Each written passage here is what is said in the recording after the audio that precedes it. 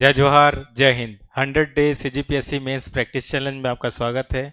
आज है 53 डे और आज हम लोग करेंगे ह्यूमन ज्योग्राफी, मानव भूगोल, जिसमें हम लोग समझने की कोशिश करेंगे कि जो ह्यूमन का जो पॉपुलेशन होता है, जनसंख्या होता है, वो कैसे करके हम उसको समझते हैं, उसका पॉपुलेशन का ग्रोथ कैसे था, इवोल्यूशन कैसे था, फिर जो लोग रहते हैं एक जगह से दूसरे जगह कैसे जाते हैं, जो विस्थापन होते हैं कौन कौन टाइप का होते हैं, किस टाइप का होते हैं, कहाँ डेंसिटी ज़्यादा है। साथ ही साथ हम लोग भूगोल में जनसंख्या को समझने के लिए एक बहुत बड़ा जनगणना होता है, जनगणना को देखेंगे तो कौन कौन सा इंपॉर्टेंट टॉपिक है वो देखेंगे बेसिकली। और हम लोग को कैसे करके प्रैक्टिस के लिए क्वेश्चन करेंगे। तो सबसे पहले जो है कि ह्यूमन ज्योग्राफी में जो आता है जनसंख्या बहुत ज़्यादा इंपॉर्टेंट है, और जनसंख्या के थ्रू ही हम लोग को सरकार को चलाने के लिए डिमांड पता चलता है और कैसे करके गवर्न करते हैं। तो अगर जनसंख्या का डाटा है तो उस डाटा के थ्रू ही कोई भी पॉलिसी बना सकते हो या फिर समझ सकते हो। उसके इस जनसंख्या में अलग अलग डेमोग्राफी रहते हैं, अलग अलग जाति रहते हैं, अलग अलग धर्म रहते हैं। उसके हिसाब से सांस्कृतिक परिदृश्य को ये जनसंख्या आकार देता है, तो समझने की कोशिश करते हैं। साथ ही साथ हमको जब इसमें जनसंख्या को समझते हैं तो हमको पता चलता है कि ये पॉपुलेशन में कौन से एज के ग्रुप लोग कितने ज़्यादा हैं। उससे हम लोग को ये पता चलता है कि इस कंट्री का डेमोग्राफिक डिविडेंड क्या है, या फिर इस जो देश है उसमें जो युवा पॉपुलेशन क्या है, या फिर जो वर्क करने वाले श्रम करने वाले पॉपुलेशन कैसे है। तो इससे हम लोग खाद्य कितना हम लोग को संरक्षित करना पता चल जाएगा, श्रम के लिए हमारे पास कितने लोग हैं, कितने को एम्प्लॉयमेंट कर सकते हैं पता चलता है, बाजार और कौन कौन सी योजना लेके आना है वो मानव ज्योग्राफी से हमें समझ में आता है और पता चलता है जब इसके थ्योरी को पढ़ते हैं। तो जनसंख्या जनसंख्या जनसंख्या को जब हम लोग समझते हैं तो अलग अलग देश का अलग अलग टाइप का जनसंख्या होता है। किसी कंट्री में जैसे कि जापान हो गया, इटली में, वहाँ पे क्या है, जन्म दर बहुत कम हो गया है, लेकिन वृद्ध वृद्ध लोग हैं या फिर जो एल्डरली है बहुत ज़्यादा हो गया है। तो ऐसे अगर कंट्री होगा तो उसके आकार और वृद्धि के हिसाब से अलग अलग हम लोग का आयु का स्ट्रक्चर रहता है, और उसके हिसाब से सरकार भी पॉलिसी वैसे बनाती है। फॉर एग्जाम्पल, जिस देश में जनसंख्या बुजुर्गों का ज़्यादा है तो हेल्थ में ऑटोमेटिकली ज़्यादा पैसा खर्चा करना पड़ेगा। जहाँ पे युवा ज़्यादा है तो आपको क्या लगता है, युवा जहाँ पे हैं ज़्यादा तो आपको उनके स्किल और एम्प्लॉयमेंट में ज़्यादा खर्चा करना पड़ेगा। ठीक। अगर भारत के देखा जाए तो लास्ट जो जनसंख्या जिससे हम लोग जानते हैं तो जनगणना हुआ था 2011 का हुआ है, और उसी के जनगणना के हिसाब से ही हम लोग का भी चल रहे हैं। अलग अलग देश का कहाँ पे किस टाइप का जनसंख्या है उसके हिसाब से एक पिरामिड बनता है, यानी कि स्टार्टिंग एज में कितने लोग हैं और लास्ट में कितने हैं। तो ये इन्वर्टेड जो पिरामिड है ये जनरली कैसे देश होते हैं, विकसित देश हो गए। कुछ देश में क्या है कि जनसंख्या ऐसे है तो ये आ, जो जन्म दर है ज़्यादा है, धीरे धीरे जो वृद्ध का जनसंख्या कम है। अगर भारत को देखेंगे तो बहुत ज़्यादा बैलेंस है हमारा अभी, क्योंकि और ज़्यादा जो जनसंख्या है वो हम लोग का कहाँ पे है, युवा अवस्था में है। तो एवरेज एज भी हम लोग को देखा जाए तो 27-29 हुआ है ना, 27 से 29 के आसपास है हम लोग का एवरेज एज। अगर भारत की जनसंख्या की बात किया भी जाए तो एक अलग अलग चरण है। पहला जो है कि स्टैग्नेट ग्रोथ, ठीक है ना, ठहराव का वक्त था, मतलब इतना टाइम अगर 1900 के आसपास देखें तो आज़ादी नहीं हुआ था तब के टाइम में। लेकिन प्रारंभिक विस्तार स्टार्ट होता है 1921 में, थोड़ा सा जनसंख्या का विस्फोट होता है क्योंकि इतना टाइम में मेडिकल साइंस आना शुरू हो जाता है और लोग को पता चल जाता है कि खाना पीना, और ब्रिटिश का जो पॉलिसी है वो भी थोड़ा चेंजेस हो जाती है क्योंकि 1919 में गुड गवर्नेंस लेके आते हैं। उसके बाद जनसंख्या का ज़बरदस्त विस्फोट होता है कब, जब हम लोग का आज़ादी होता है। तो आज़ादी जी होता है तो क्या होता है कि लोगों के पास इंजॉयमेंट करते हैं और आज़ादी में क्या करते हैं, खाने पीने का मुहैया कराते हैं हम लोग। तो 1971, क्योंकि उसी बीच में हम लोग का ग्रीन रिवॉल्यूशन होता है तो खाना पीना और जनसंख्या बढ़ता है। उसके बाद से हम लोग का सस्टेनेबल ग्रोथ होते होते जा रहा है, धीरे धीरे जो दर है वो कम होते जा रहा है। तो अलग अलग स्टेज है जनसंख्या का भी। पहले में उच्च जन्म दर होगा और उच्च मृत्यु दर रहता है हर एक का भी, अगर देखे जाए तो सब में क्या होगा, उच्च जन्म दर भी ज़्यादा रहता है और मृत्यु दर भी ज़्यादा रहता है। ठीक। लेकिन जैसे जैसे आगे बढ़ेंगे, एग्रीकल्चर जो इसका अर्थव्यवस्था है, एग्रीकल्चर अर्थव्यवस्था से इंडस्ट्रियल अर्थव्यवस्था की तरफ जाएंगे तो मेडिकल सुविधा भी अच्छा से होते जाता है, और उसमें मृत्यु दर गिरना शुरू होता है और जन्म दर उच्च ही रह सकता है। लेकिन धीरे से जन्म दर भी घटता है और मृत्यु दर भी घटता है। तो ऐसा फेस आता है अलग अलग, और बाद में जाके स्थिरीकरण हो जाता है, स्टेगनेंट हो जाता है। जैसे कि अभी भी हमारे देश का जो जनसंख्या है बड़ा था, उसके बाद अब स्टेगनेट हो जाएगा। उसके बाद जैसे कि 2062 के बाद एकदम कम भी हो सकता है, क्योंकि हम लोग का रिप्लेसमेंट रेशियो जो है 2.1 से कम होते जा रहा है। तो अब क्या हो जाएगा, जितना जनसंख्या होगा वो एक तरह से स्टेबल होगा हम लोग का। अगला जो जनसंख्या का घनत्व देखते हैं।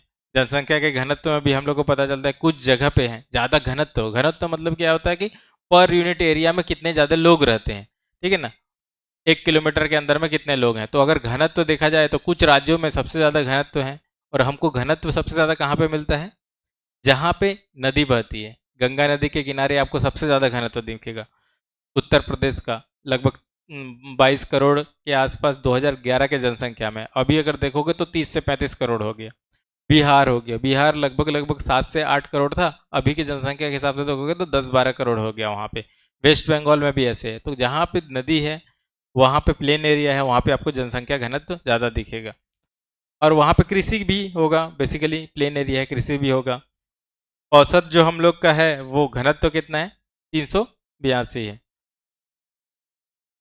नेक्स्ट अगर हम लोग देखा जाए तो उसका वितरण भी ये बता रहा था कि गंगा जहाँ पे सब समतल एरिया है वहाँ पे ज़्यादा है, लेकिन तटीय एरिया हो गया या फिर जहाँ पे हिली एरिया है वहाँ पे आपको क्या है, बहुत कम मिलेगा। अरुणाचल प्रदेश में जाओगे तो बहुत ही कम मिलेगा, क्योंकि हिल है वहाँ पर। ज्योग्राफी, तो ज्योग्राफी डिपेंड करता है, ज्योग्राफी के कारण कितना लोग कहाँ पे रहेंगे वो डिपेंड करता है। इसी कारण मानव ज्योग्राफी है, ठीक। मरुस्थल में, हिमालय में, पूर्वोत्तर राज्य में आपको क्या मिलेगा, ज्योग्राफी के कारण लोग नहीं रहना चाहेंगे और नहीं रहते, ठीक। भारत का जो जनगणना, अगर भारत का जनगणना भी एक इंपॉर्टेंट टॉपिक रहता है जो मानव ज्योग्राफी में पढ़ते हैं, तो सबसे पहले कहाँ पे कब हुआ था, 1881 में हुआ था, ठीक है। उसके बाद हर साल, हर 10 साल में होती आया हुआ है। इवन वर्ल्ड वॉर फर्स्ट हुआ, वर्ल्ड वॉर सेकंड हुआ, तब भी होता है। लेकिन अभी 2011 लास्ट हुआ था, 2021 में होना था, बट कोविड के कारण, या तो फिर बोल सकते हैं कि एक जो कॉन्स्टिट्यूएंसी का फिर से हम लोग को रीसेप करना है, और उसका जो पहला पैरामीटर है वो पॉपुलेशन है। जो आपका जो पार्लियामेंट्री जो सीट्स होते हैं, कॉन्स्टिट्यूएंसी बोलते हैं जिसको, ठीक है, उसमें क्या करना है, पुनर्मूल्यांकन करना है, चेंजेस करना है, और वो चेंजेस किसके ऊपर डिपेंड करेगा, पॉपुलेशन के ऊपर। और उसमें क्या हो जा रहा है कि जो पहले बताया था कि कुछ राज्य जो पॉपुलेशन को कंट्रोल करेगा उसको बेनिफिट मिलना चाहिए ना, किसमें, फाइनेंस कमीशन में, केंद्र सरकार राज्य सरकार को जो पैसा देता है उसमें। तो अब क्या बातें आ रही है कि नॉर्थ साउथ वाले देश, साउथ वाले राज्य, उन्होंने क्या किया, पॉपुलेशन को कंट्रोल कर दिया, ठीक। तो उन लोग को अब पॉपुलेशन कंट्रोल कर दिया, लेकिन इसका लोकसभा का सीट अगर कम हो जाएगा तो पॉलिटिकल पावर कम हो जाएगा। तो ये बहुत सारे वो चल रही है, बातें चल रही है, और उसके हिसाब से जनगणना भी, एक तो कोविड के कारण, और दूसरा जो कॉन्स्टिट्यूएंसी क्रिएट करना है, रिक्रिएट करना है, उसके कारण लेट करते जा रहे हैं। लेकिन अब जनसंख्या गणना स्टार्ट हो गई है। उस टाइम के जनसंख्या के हिसाब से 1.21 थे, अरब थे, ठीक, लगभग 121 करोड़ थे। लेकिन अब जैसे वर्ल्ड बैंक बोला जा रहा है तो लगभग वो 140 करोड़ के, 135 से 140 करोड़ के आसपास हो गया है। और हम लोग पहले सेकंड नंबर में थे, अब नंबर 1 हो गए। अभी साक्षरता दर 2011 में 74% था, ठीक है। लिंगानुपात 940 था, और शहरी जनसंख्या कितना था, 31% था। अब जो कहा जा रहा है, अब नेक्स्ट जो अभी 2026 में के अंत में जो आएगा जनगणना, उससे पता चलेगा कि एक्चुअल फिगर क्या है अपने पास। जब तक नहीं है, हम लोग यही डाटा का यूज करेंगे गवर्नमेंट एग्जाम को लिखने में। जन्म दर कितना है, मृत्यु दर कितना है, जो प्रजनन दर कितना है, ये सब जनगणना में आपको मिल जाते हैं, और नेशनल हेल्थ सर्वे के थ्रू भी मिल जाता है। अभी एवरेज एज लगभग 67 के आसपास था, अब 70 हो गया है। अब दूसरा जो इम्पोर्टेंट जो है, माइग्रेशन। माइग्रेशन बहुत ही इंपॉर्टेंट टॉपिक होता है, और माइग्रेशन के कारण ही ज्योग्राफी में बहुत सारे संस्कृति में बदलाव आते हैं। उत्तर प्रदेश का यहाँ पे आ रहा है, कर्नाटका का यहाँ पे आ रहा है, वेस्ट बंगाल का यहाँ पे आ रहा है, महाराष्ट्र का यहाँ पे आ रहा है। तो वो एक आदमी नहीं आता, उस ज्योग्राफी में जो संस्कृति है उस संस्कृति को भी लेके आता है। तो वो अलग अलग प्रकार का प्रवासन होता है, एक आंतरिक होता है, एक अंतर्राष्ट्रीय होता है, ठीक है। अंतर ग्रामीण से ग्रामीण वाले सबसे ज़्यादा में से एक ये है, क्योंकि भारत में आज भी जो जनसंख्या है 30% ही शहर में है, तो ग्रामीण जनसंख्या ज़्यादा है। और ग्रामीण से ग्रामीण जनसंख्या में जो जो माइग्रेशन है वो बहुत ज़्यादा होता है। और इवन बोला जाए तो जो शादी के कारण जो माइग्रेशन होता है वो सबसे ज़्यादा होता है हमारे इंडिया में। ग्रामीण से शहरी ये बहुत ज़्यादा ट्रेंड है, अभी ट्रेंड है कि ग्रामीण से शहरी के लोग आ रहे हैं। और बेसिकली कारण क्या हो सकता है? अपॉर्चुनिटी, शहर में अपॉर्चुनिटी मिलता है, प्लस एजुकेशन और हेल्थ आपको मिलता है बेनिफिट। शहर से शहर के में भी माइग्रेशन होता है, जैसे कि मुंबई से कोलकाता, सब मेट्रो सिटी में, टायर 1 सिटी से मेट्रो सिटी में जा रहे हैं, तो अलग अलग टाइप के। इसमें महिलाएं का जो प्रवाह सबसे ज़्यादा है, ठीक, विवाह के कारण होता है। और पुरुष का जो प्रवाह है सबसे ज़्यादा किसके कारण? रोजगार के कारण होता है। तो जहाँ से निकल के आते हैं वो क्या है? बिहार, उत्तर प्रदेश, उड़ीसा। वैसे ही राज्य अगर देखा जाए तो कहाँ से सबसे ज़्यादा निकल के आते हैं, तो हमको पता चलेगा कि जो ये वाला एरिया है, ये वाला एरिया है, यहाँ से लोग विस्थापित होके बॉर्डर वाले एरिया में जाते हैं, ठीक है ना, ये वाला एरिया में जाते हैं, बॉर्डर। तो भारत में भी देखा जाए तो बॉर्डर वाले एरिया में कहाँ पे इकोनॉमिक एक्टिविटी भी अच्छा होता है, लोग वहाँ पे जाते हैं, माइग्रेशन होते हैं उत्तर प्रदेश बिहार से।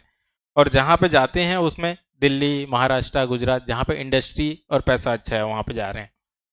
प्रवासन के कारण हो सकता है, गरीबी हो सकता है, ये पुश फैक्टर है। पुश फैक्टर मतलब धकेल के निकाल के जा रहा है। गरीबी हो सकता है, बेरोजगारी हो सकता है, कोई आपदा हो सकता है। एक पुल फैक्टर हो जाए जो जो आकर्षण करता है।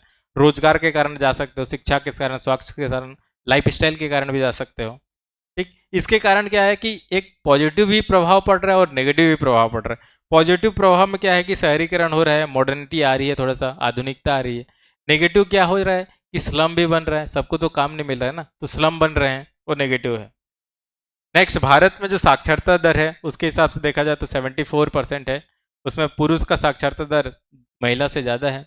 और इसका हिस्टोरिकल रीजन है, क्योंकि पहले क्या बोलते हैं, महिलाओं या फिर बच्चियों लोग को पढ़ने नहीं दिया जाता था स्पेशली। बट धीरे धीरे एजुकेशन आएगा, राइट टू एजुकेशन आया। लास्ट 20 ईयर में सबसे ज़्यादा हम लोग का क्या हो गया है, साक्षरता बहुत ज़्यादा बढ़ा है, जब राइट टू एजुकेशन 2000 में लागू किया गया, ठीक। लेकिन आज भी क्षेत्रीय अंतर बहुत ज़्यादा है। बिहार में देखो 60% है, केरल है 94%। अभी जो पहला राज्य जो साक्षरता दर सबसे 100% लेके आया है वो कौन सा है? मिजोरम हो गया है, ठीक। अभी तो एक नॉर्मल साक्षरता दर हो गया है, लेकिन आज के एज में जानते हो डिजिटल लिटरेसी बहुत ज़्यादा जरूरी हो गया है ना। तो डिजिटल लिटरेसी में भी पहला जो राज्य जो जिसने 100% डिजिटल लिटरेसी लेके आया है वो कौन सा है? केरला हो गया है, ठीक। नेक्स्ट, अगर दूसरा, अगर व्यक्ति है और रोजगार कर रहा है तो उसका स्ट्रक्चर भी है, कौन सा क्षेत्र में सबसे ज्यादा है? तो अगर देखा जाए तो प्राथमिक क्षेत्र में आज भी लगभग 50% के आसपास प्राथमिक क्षेत्र में ही लोग हैं। ज्योग्राफी में आपका रिसोर्स है, रिसोर्स क्या है? जमीन है। जमीन में क्या कर रहे हो? इकोनॉमिक एक्टिविटी, खेती कर रहे हो। तो खेती में आज भी लगभग लगभग जो प्राइमरी एक्टिविटीज है उसमें 49% है। लोग दूसरा जो द्वितीय श्रेणी को किसको बोलते हैं? इंडस्ट्री में। इंडस्ट्री में लोग आपके 24% है। और तृतीय क्षेत्र मतलब सेवा क्षेत्र, ट्रांसपोर्टेशन हो गया, एजुकेशन हो गया। इसमें क्या है कि बहुत सारा स्किल की जरूरत पड़ता है, तो स्किल में ये भी 27% है। लेकिन धीरे धीरे जो सर्विस सेक्टर है, ठीक है, लोग कम होते हैं, सर्विस सेक्टर में लोग कम है, लेकिन यहाँ पे पैसा बहुत ज़्यादा है। आईटी इंजीनियर बन जाओगे तो बहुत ज़्यादा पैसा मिलेगा। प्राइमरी क्षेत्र में लोग कम है, लेकिन यहाँ पे ये लोग ज़्यादा हैं, लेकिन यहाँ पे जीडीपी में उसका पैसा कम है, ठीक है, वैल्यू कम है, ठीक। तो लेकिन वही है कि सेवा क्षेत्र में बहुत ज़्यादा वृद्धि हो रही है, हमको पता रहना चाहिए। शहरीकरण का तेज आते जा रहा है, और शहरीकरण एक फिनोमिना है जो होते रहा है। और भारत के इतिहास में भी शहरीकरण हुआ है और डी शहरीकरण भी हुआ है, ठीक है ना। अर्बनाइजेशन भी हुआ है और डी अर्बनाइजेशन भी हुआ है। अगर आप देखोगे तो अंग्रेज जब आते हैं तो बहुत सारे जो पहले के जो पुराने शहर थे वो कम हो जाते हैं, और वो नया नया जगह जहाँ जहाँ पे फैक्ट्री बनाते हैं वहाँ पे नया शहर बनता है। फॉर एग्जाम्पल, उसके बाद आज़ादी के बाद भी जहाँ पे फैक्ट्री बनता है वहाँ पे नया इंडस्ट्री बनता है, नया सिटी बनता है। फॉर एग्जाम्पल भिलाई, भिलाई 1956 के बाद ही बना है। ठीक है। क्या बोलते, जहाँ पे सेल है, स्टील अथॉरिटी ऑफ इंडिया जहाँ जहाँ पे है, वहाँ पे जैसे कि आपका कोरबा नया सिटी है, लेकिन प्राचीन सिटी में भी बहुत सारे हैं। तो हमारे जो जो इतिहास है, इतिहास में इंडस्ट्रियलाइजेशन फेज हड़प्पा से है, लेकिन कम ज़्यादा होते रहा है। किसके अकॉर्डिंग? इतिहास क्या बोलते हैं आपके हिस्ट्री में हम लोग को कम ज़्यादा होते जा रहा है अर्थव्यवस्था के अकॉर्डिंग। गुप्त काल में बहुत ज़्यादा थे, लेकिन गुप्त काल के बाद धीरे धीरे शहर कम होते गए। कि जब अंग्रेज आए थे, जब आए थे तो यूरोप से ज़्यादा हम लोग के पास सिटी थी, लेकिन अंग्रेज के जो नीति के कारण पूरा पैसा लेके चले गए, लैंड रेवेन्यू सिस्टम के कारण। तो हम लोग का बहुत सारा डिसेंट्रलाइजेशन, डी इंडस्ट्रियलाइजेशन हुआ और डी अर्बनाइजेशन हुआ। बहुत सारे महानगर हैं जिसको मेट्रो सिटी बोलते हो, ठीक है ना, मुंबई, दिल्ली, कोलकाता, चेन्नई। लेकिन यहाँ पे भी समस्या क्या है? झुग्गी की परेशानी है, स्लम का समस्या है, प्रदूषण का समस्या है। तो ज्योग्राफी में आपको इंटरकनेक्टेड करना पड़ता है। लेकिन इन समस्या को दूर करने के लिए सरकार ने बहुत सारे नीति भी निकाली है। एक स्मार्ट सिटी मिशन है, अमृत योजना है, स्वच्छ भारत मिशन है, और सबके लिए आवास जो है ना, पीएम आवास योजना है, और मेट्रो का विस्तार भी कर रहा है। ठीक। और जनसंख्या और विकास के संबंध में बहुत ज़्यादा इंटरलिंकेज है। क्यों?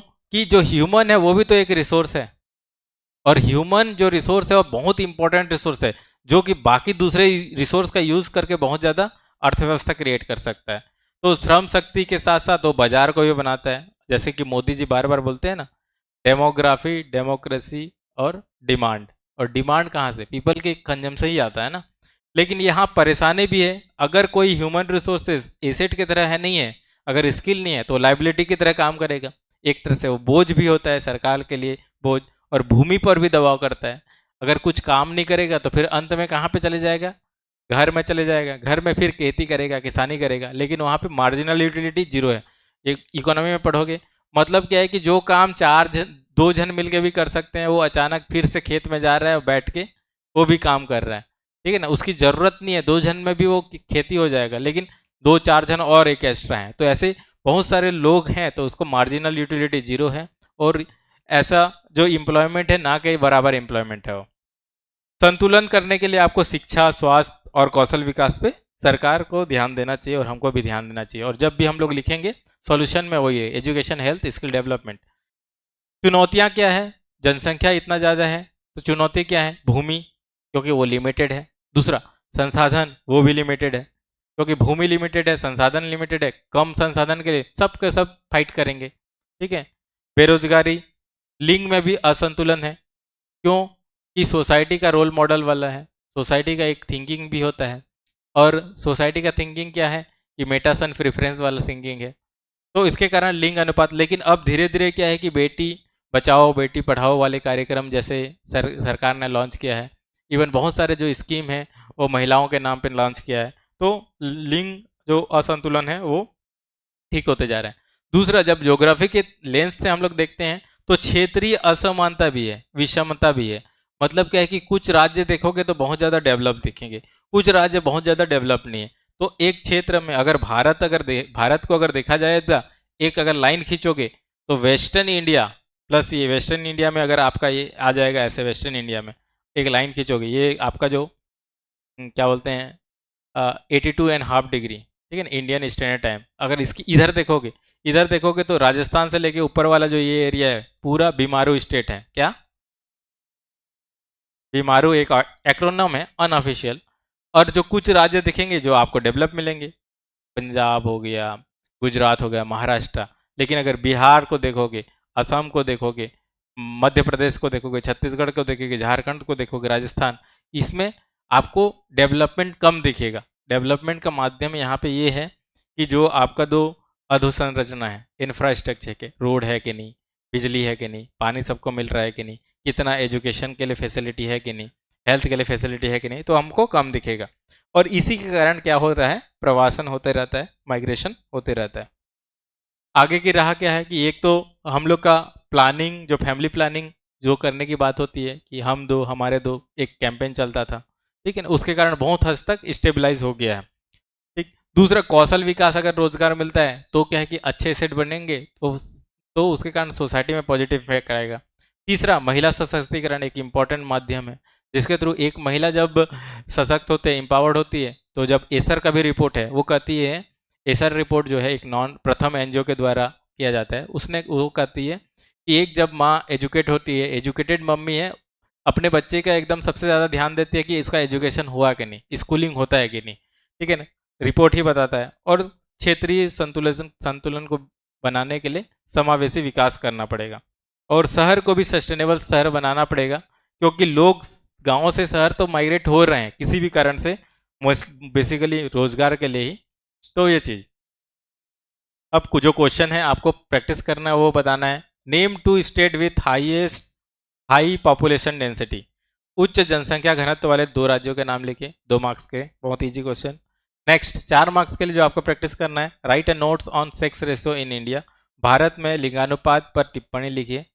नेक्स्ट जो है आपको 8 मार्क्स के लिए जो प्रैक्टिस करना है वो है explain the regional pattern of urbanisation in India, Bharat में शहरीकरण के क्षेत्रीय पैटर्न की व्याख्या कीजिए। 10 नंबर में आपको प्रैक्टिस करना है, discuss how demographic indicators influence economic planning in India, Bharat में आर्थिक नियोजन को प्रभावित करने के लिए जनसांख्यिकी संकेतकों की भूमिका पर चर्चा कीजिए। नेक्स्ट लास्ट क्वेश्चन आपको प्रैक्टिस करना है, analyse the important of migration on India social structure, Bharat की सामाजिक संरचना पर प्रवासन के प्रभाव का विश्लेषण कीजिए। या तो फिर आप लिख सकते हैं evolute the demographic transition theory in the context of India, Bharat के संदर्भ में जनसंख्या संक्रमण सिद्धांत का मूल्यांकन कीजिए। आप लिख सकते हैं और डायरेक्टली हमें सेंड कर सकते हैं युवा के चैनल पे। साथ ही साथ हम आपको अवगत कराना चाह रहे हैं कि हमारा जो न्यू कोर्स है वो स्टार्ट हो रहा है 2 अक्टूबर से, जिसमें आप पीएससी, व्यापम, एसएससी और अलग अलग कोर्स कर सकते हैं। साथ ही साथ हम हमारे जो फ्री इनिशिएटिव है कम्युनिकेशन और बॉडी लैंग्वेज क्लास जो सप्ताह में 2 दिन लगते हैं, साथ ही साथ कंप्यूटर जो और प्रोडक्टिव टूल का क्लासेस जो कम्प्लीटली फ्री है, आप ज्वाइन कर सकते हैं। थैंक यू, जय हिंद।